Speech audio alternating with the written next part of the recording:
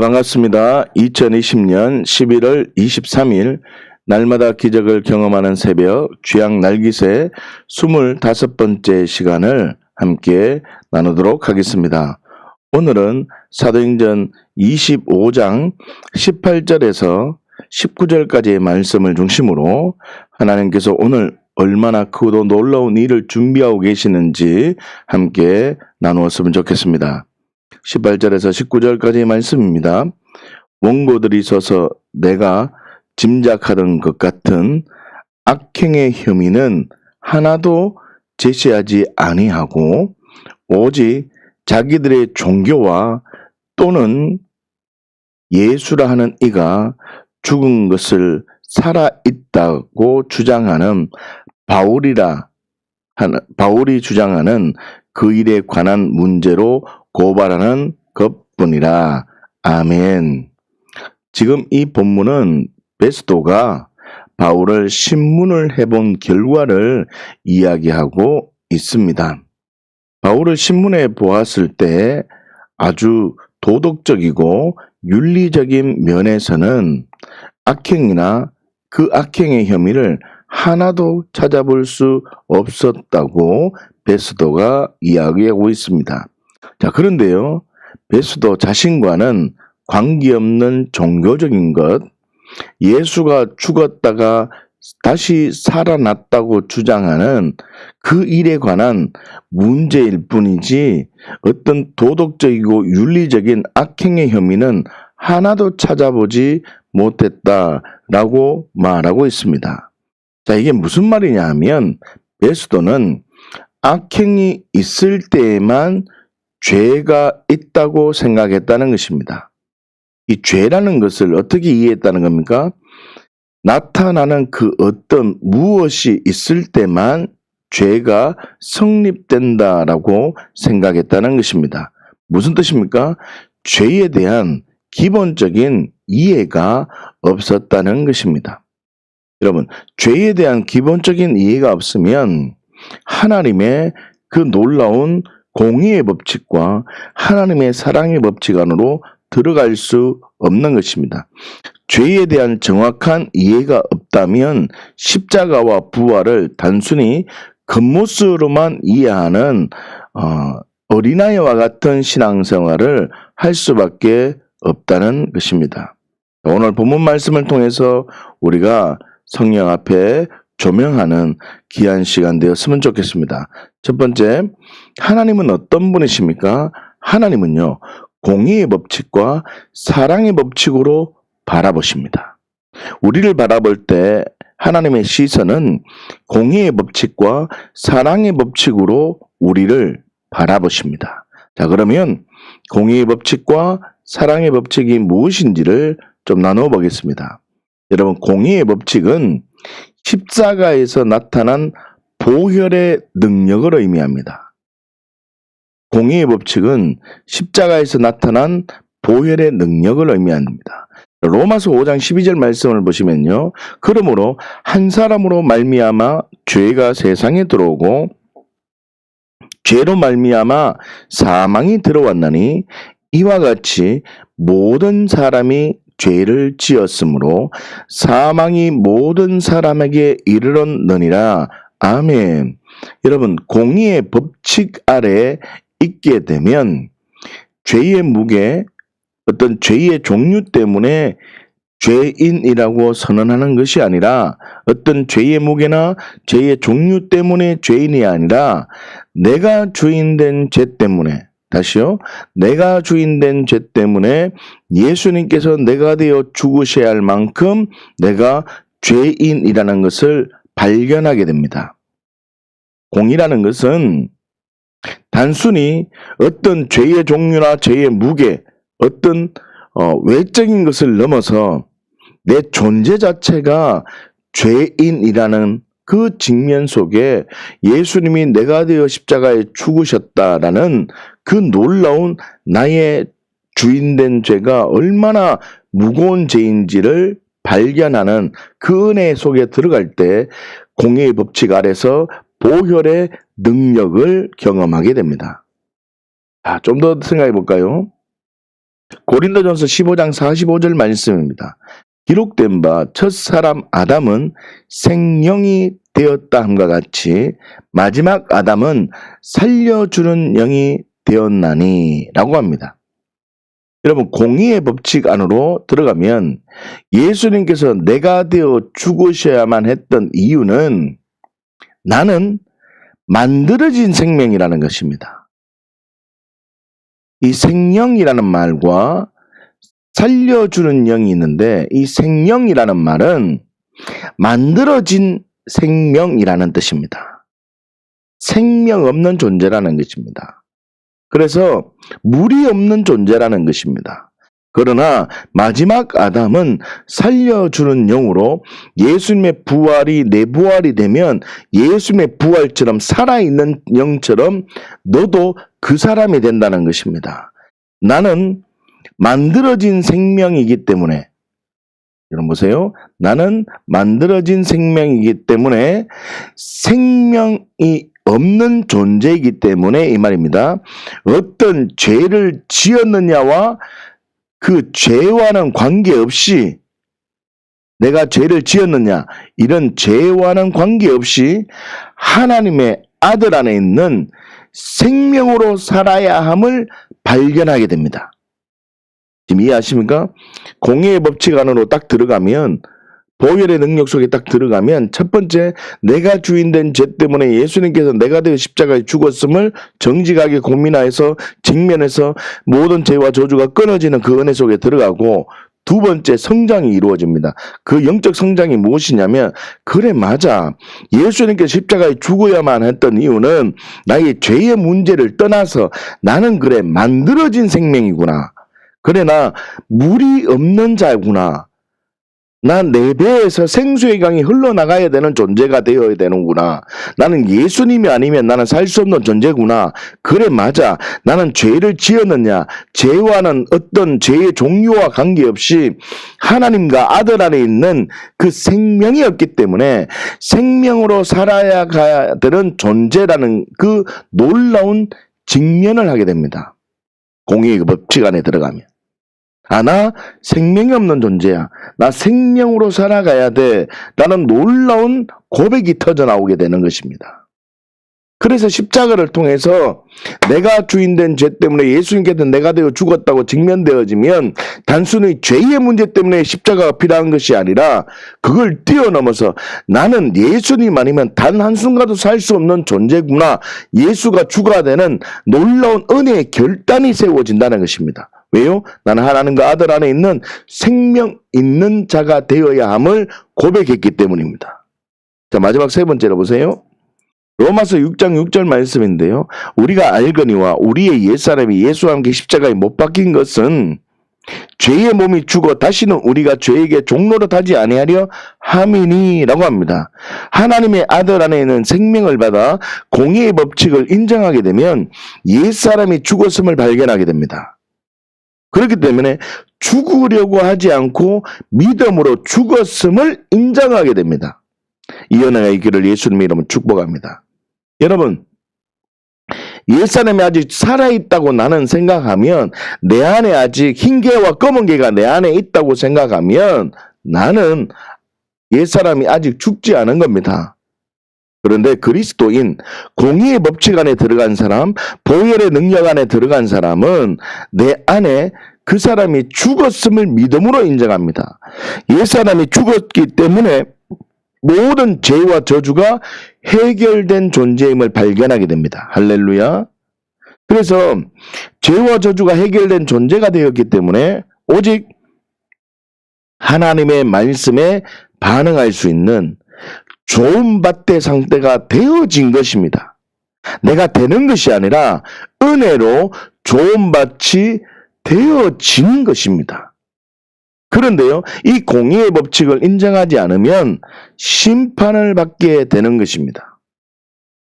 그래서요, 내가 내가 주인된 죄 때문에 예수님께서 내가 되어 십자가에 죽었다는 이 놀라운 그 공의 앞에 들어가고 내가 보혈의 능력을 힘입어서 내가 이제 새로운 피조물이 되는 그 진리 안으로 들어가게 되면 영적 성숙이 이루어집니다. 신앙의 성숙이 이루어집니다. 그래서 하나님의 말씀을 보다 보면 아 그래 맞구나. 나라는 존재가 이미 창조할 때부터 물이 없는 흙으로 창조되었구나. 생기가 들어가야지만 되는구나. 물이 있어야만 살 수 있는 존재구나. 그래 나 만들어진 존재구나. 나는 예수님이 없으면 하나님과 예수님 안에 생명이 없으면 나는 살 수 없는 존재구나. 죄를 지었느냐 안 지었느냐를 그 수준을 뛰어넘어서 나는 예수가 아니면 나는 아무것도 할 수 없는 상태구나. 그래서 그 예수가 내 안에 들어오면 나는 그냥 조언받지 되는구나. 예수가 조언받치고 예수가 모든 걸 할 수 있는 율법의 마침이 되신 그분이 내 안에 들어오면 그분이 나의 삶 속에 놀라운 일을 행하는구나. 그래 맞아. 나는 예수님 때문에 죄와 저주가 해결되어지는 놀라운 은혜 속에 있는구나. 이 놀라운 공의의 법칙 안으로 쑥 들어가게 되면 나는 모든 심판이 해결되어집니다. 그런데 공의의 법칙을 인정하지 않으면 심판을 받게 되는 것입니다. 왜요? 생명이 없는 존재이기 때문입니다. 지금 이해하십니까? 자 보세요. 지금 이 공의의 법칙은 내가 주인된 죄 때문에 예수님께서 내가 되어 십자가에 죽었지 않습니까? 죽으면 모든 죄와 저주가 끊어집니다. 내가 가지고 있던 옛사람이 가지고 있던 모든 죄와 저주가 끊어지죠. 더 나아가서 믿음으로 반응하면 이 사람이 아 그래 맞아 첫사람 아담은 생명이 되었어. 이 생명이라는 것은 성령이 내 안에 들어와야 돼. 내 샤마 이 생기가 내 안에 있어야 돼. 맞아 나 지금 그렇지 물이 없는 존재구나. 나 그래 생명이 없는 존재구나. 마지막 아담은 살려주는 영 살아있는 영이구나. 그래 맞아 죄를 지었느냐 관계없이 나는 하나님과 아들 안에 있는 생명이 필요한 존재구나. 이 비밀을 고백하게 되는 겁니다. 공의의 법칙 안에 들어가서 나는 예수님 절대 의존적 사람이 되는 겁니다. 그래서 주인이 바뀌어지는 겁니다. 주인이 바뀌어지니 모든 죄와 저주가 끊어지고 모든 저주가 끊어진 존재가 되었기 때문에 그 생명이 내 안에 들어왔기 때문에 나는 좋은 밭이 되어진 겁니다. 좋은 밭이 만들어진 겁니다. 누구 때문에요? 예수님 때문에. 이거를 믿음으로 발견하지 못하고 고백하지 못하면 공의의 법칙을 인정하지 않게 되고 심판을 받게 됩니다. 왜요? 이 안에 생명이 없기 때문입니다. 자, 그러면 사랑의 법칙은 무엇인지 한번 좀 생각해 보십시다. 여러분, 이 사랑의 법칙은 예수님의 부활로 설명하는 성령의 능력을 의미합니다. 성령의 권능을 말합니다. 여러분 로마서 8장 4절 말씀을 보십시오. 육신을 따르지 않고 그 영을 따라 행하는 우리에게 그 영, 성령을 따라 행하는 우리에게 율법의 요구가 이루어지게 하려 하심이니라 라고 말합니다. 여러분 사랑의 법칙 안에 있게 되면 예수님이 주인으로 고백하는 삶이 진리임을 발견하게 된 사람입니다. 이해하십니까? 예수님이 주인으로 고백하는 삶이 진리임을 정말 예수님 절대 의존적 존재로 살아가야 됨을 발견한 사람이게 되어졌기 때문에 하나님의 말씀만 옳다는 진리로 성령 안에서 율법의 요구를 이루어 드리는 삶을 살아갑니다. 다시요. 로마서 14장 8절에서 9절까지의 말씀을 보면 우리가 살아도 주를 위하여 살고 죽어도 주를 위하여 죽나니 그러므로 사나 죽으나 우리가 주의 것이로다. 이를 위하여 그리스도께서 죽었다가 다시 살아나셨으니 곧 죽은 자와 산 자의 주가 되려 하심이라. 아멘. 여러분 사랑의 법칙 안에 들어가면 사나 죽으나 주를 위해서 살아가는 존재가 되어진 것입니다. 존재가 바뀌어졌기 때문에 주를 위해서 살아가는 겁니다. 그러니까 예수님이 하신 일을 하는 거죠. 하나님의 비전을 이루어가기 위해서 살아가는 것입니다. 지금 이해되십니까? 그러니 성령의 능력과 권능이 임한 사람은 그 사람의 사고가 예수님이 하는 일을 하고 성령의 비전의 흐름을 따라가는 것입니다. 다시요. 요한복음 15장 5절 말씀 볼까요? 나는 그 포도나무여 너희는 가지라. 그가 내 안에 내가 그 안에 거하면 사람이 열매를 많이 맺나니 나를 떠나서는 너희가 아무것도 할 수 없습니다. 아멘. 여러분, 하나님의 비전을 발견하면, 예수님이 하신 일을 내가 하겠다고 결단하면 하나님의 말씀이 기도 제목이 됩니다. 그리고 어떤 상황에도 예수님을 주인으로 고백하게 되고 성령님의 인도하심 가운데 있기를 결정하게 되어집니다. 그러면요, 열매 맺는 삶이 보장해 놓으셨다고 선언합니다. 그런데요, 사랑의 법칙을 인정하지 않으면 풍성한 열매가 항상 있는 그 정인의 삶을 누리지 못한다는 것입니다. 여러분 기억하셔야 돼요. 하나님은 공의의 법칙으로 심판하시고 사랑의 법칙으로 열매를 허락하십니다. 다시 말하면 우리의 삶 가운데 열매가 맺어지기를 원한다면 사랑의 법칙으로 부활의 그 능력이 내게 임해야 된다는 것입니다. 부활의 능력이 뭐냐면 사나 죽으나 주를 위해서 사는 겁니다. 부활의 능력이 임하면 사나 죽으나 주를 위해서 살아가는 것입니다. 사나 죽으나 주를 위해서 살아가니까 이 사람은 무슨 일을 합니까? 주를 위한 삶. 주는 예수님은 아버지가 원하는 일을 했고 하나님의 비전을 이루어드리는 삶을 살아갔다는 거죠. 그러니까 내가 그 안에 들어가기만 하면 사람이 열매를 많이 맺는 그 하나님의 은혜가 부어진다는 것입니다. 그렇기 때문에 공의의 법칙이 임하면 내 안에 생명이 임하고 사랑의 법칙이 임하면 부활의 그 능력, 그 성령의 능력으로 인하여 열매 맺는 삶이 되어지는 것입니다. 자, 그러면요, 믿음 없는 사람은 어떻게 행동할까요? 시선이 흩어져 있습니다. 공의의 법칙과 사랑의 법칙으로 살지 않습니다. 균형이 깨어져 있다는 것입니다. 자, 오늘 본문 말씀인데 사도행전 25장 18절에서 19절 말씀입니다. 원고들이 서서 내가 짐작하던 것 같은 악행의 혐의는 하나도 제시하지 아니하고 오직 자기들의 종교와 또는 예수라 하는 이가 죽은 것을 살아있다고 바울이 주장하는 그 일에 관한 문제로 고발하는 것뿐이라 하면, 이런 베스도가 바울을 어떻게 평가하고 있습니까? 첫 번째, 악행의 혐의를 하나도 제시하지 못했다는 겁니다. 찾지 못했다는 것입니다. 두 번째, 죽은 것을 살아있다고 주장했다는 것입니다. 지금 이해하십니까? 자, 베스도는 공의의 법칙이 무너져 있었다는 것입니다. 뭔 말입니까? 죄를 표면적으로 나타난 죄를 죄로만 생각했다는 것입니다. 죄에 대한 인식과 죄에 대한 그 사고, 다시 말하면 나는 생명이 필요한 존재다, 살아있다고 살아있는 게 아님을, 이 기준이 무너져 있었다는 것입니다. 그리고 죄의 종류와 무게로만 그 죄를 평가하고 생각했다는 것입니다.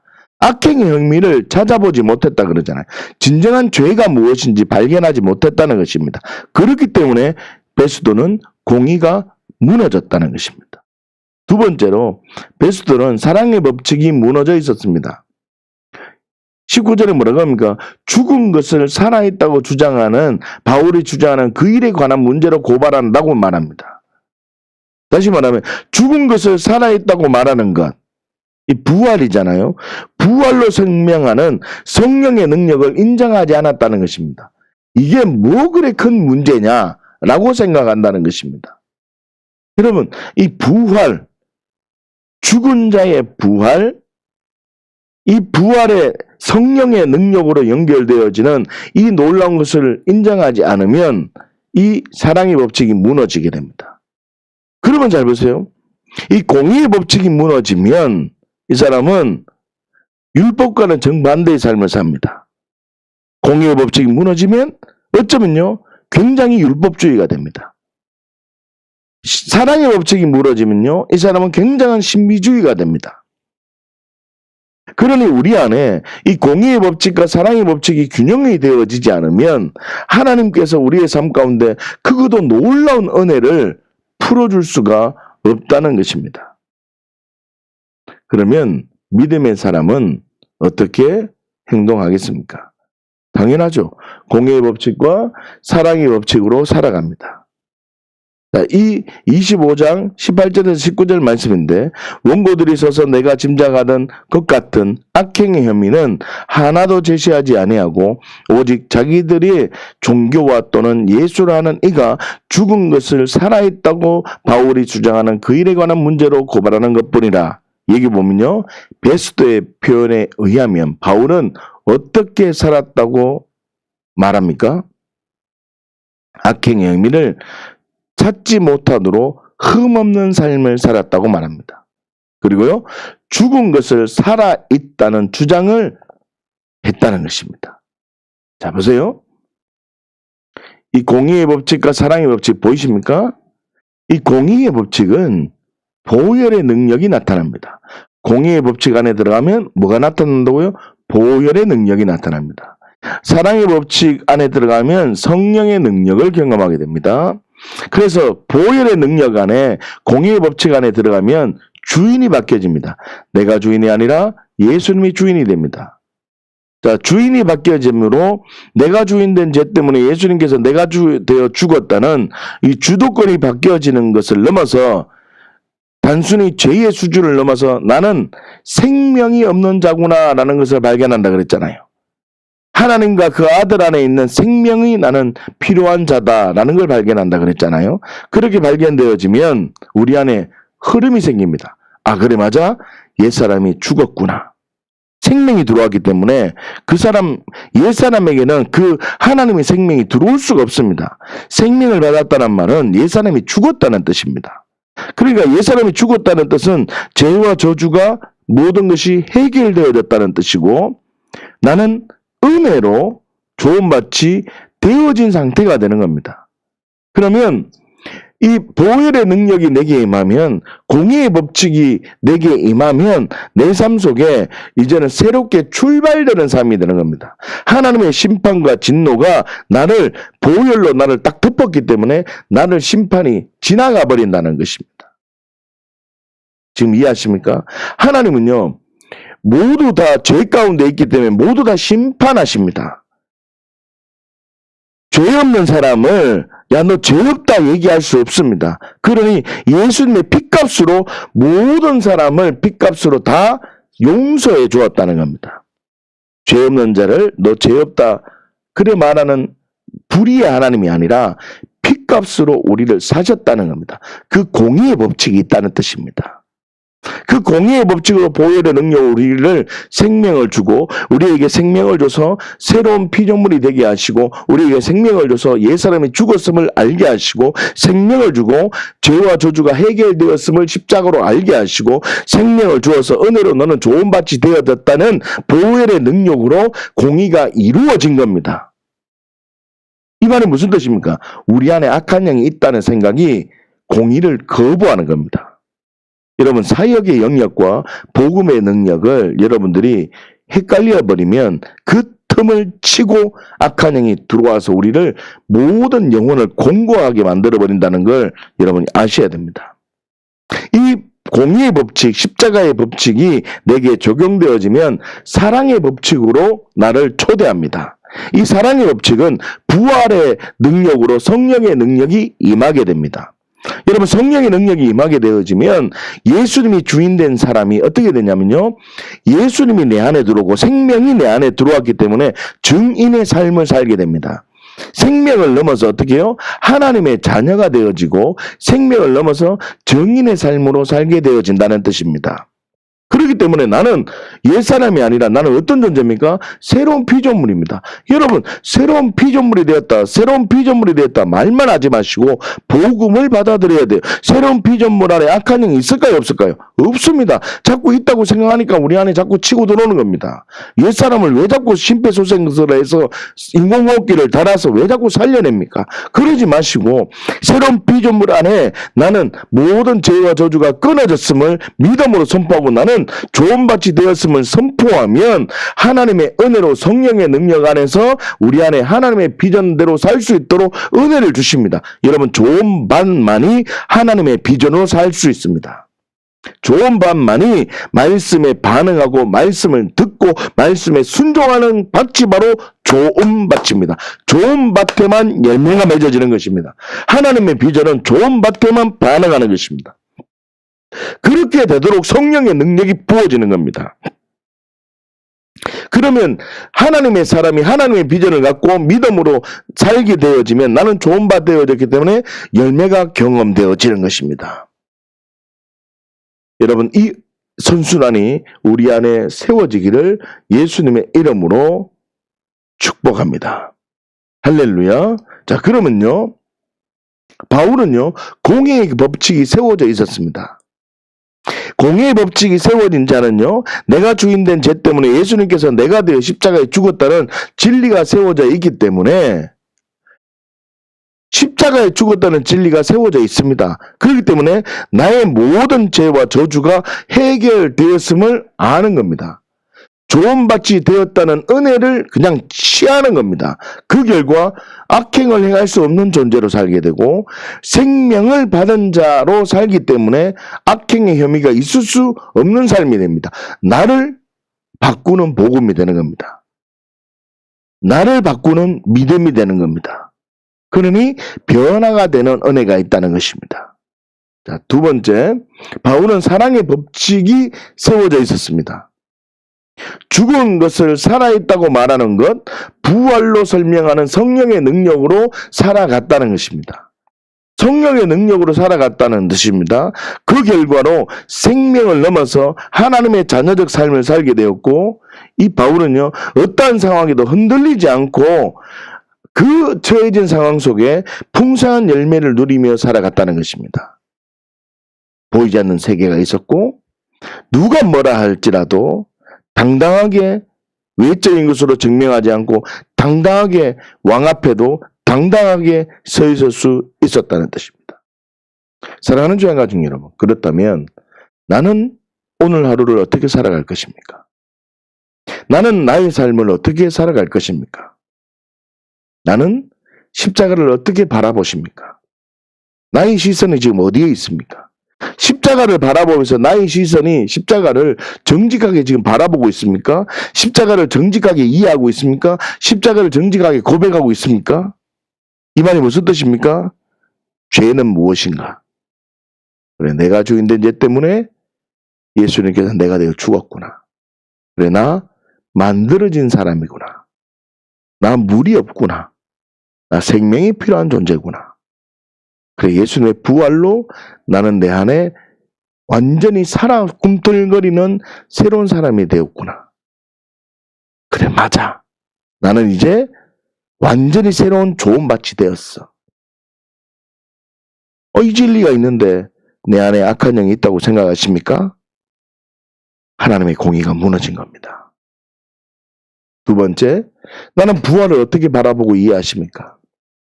부활로 사나 죽으나 주를 위해서 살 수 있습니까? 여러분, 확실한 믿을 만한 증거 부활을 주셨는데 그 부활로 사나 죽으나 주를 위해서 살 수 있는 믿음의 근거가 되십니까? 그 부활로 내게 주신 그 복음의 능력이 예수님이 하신 것처럼 나도 예수님처럼 그 하신 일을 나도 하겠다는 믿음의 결론이 세워져 있습니까? 그렇다면요, 열매가 경험되어집니다. 그러면 나도 예수님이 하신 일, 제자들이 한 일, 나도 그 일을 해야 되는 겁니다. 하나님의 일을 감당하셔야죠. 제가 하나님의 일이 뭐라고 그랬습니까? 첫 번째, 하나님이 보내신 이 예수를 믿는 게 하나님의 일입니다. 두 번째, 예수님이 하신 것 나도 하는 게 하나님의 일입니다. 마지막 세 번째, 하나님께서 나에게 행하신 크고도 놀라운 일을 간증하는 것이 하나님의 일입니다. 여러분, 우리의 삶 가운데 하나님의 일을 하며 하나님의 일을 할 때 부어주시는 성령의 능력으로 권능으로 부어주시는 그 놀라운 열매들이 가득하고 기적이 풀어지시기를 예수님의 이름으로 축복합니다. 사랑하는 주의 가족 여러분, 공의의 법칙과 사랑의 법칙으로 증인의 삶을 살기를 우리 하나님이 더 원하십니다. 우리 하나님은요, 여러분들이 정말 내가 너희를 위해서 하나님께서 우리 인간을 향해서 공의의 법칙으로 사랑을 나타내 주셨고 사랑의 법칙으로 능력을 부어주셨다는 것입니다. 그래서 우리가 그냥 자녀로 그냥 생명을 받은 자로만 있지 말고 누리는 자로 증인의 삶으로 살기를 권능을 부어주셨다는 겁니다. 오직 성령이 너희에게 임하시면 너희가 권능을 받아서 증인의 삶으로 땅끝까지 가기를 원하신다는 것입니다. 너희가 땅끝까지 그 하나님의 나라가 있다는 걸 증인으로 살기 위해서 내가 너희에게 먼저 풍성한 열매, 항상 있는 열매로 내가 증인으로 정언케 해주겠다고 먼저 우리를 부유하게 해주겠다고 말씀해 놓으셨다는 것입니다. 사랑하는 주의 가족 여러분, 공의의 법칙이 세워졌습니까? 그 사랑을 입었습니까? 그러면 사랑의 법칙으로 발견해서 사랑의 법칙은 성령의 능력과 권능이 부어져서 나는 이제 부활의 능력으로 하나님이 요구하시는 일, 예수님이 하셨던 일, 제자들이 하셨던 일, 나는 성경대로 내 기도 제목이 되고 예수님의 이름으로 살게 되고 성령의 능력으로 하루하루를 믿음으로 살아가면 하나님은 우리에게 그것도 놀라운 비밀을 경험하게 해주십니다.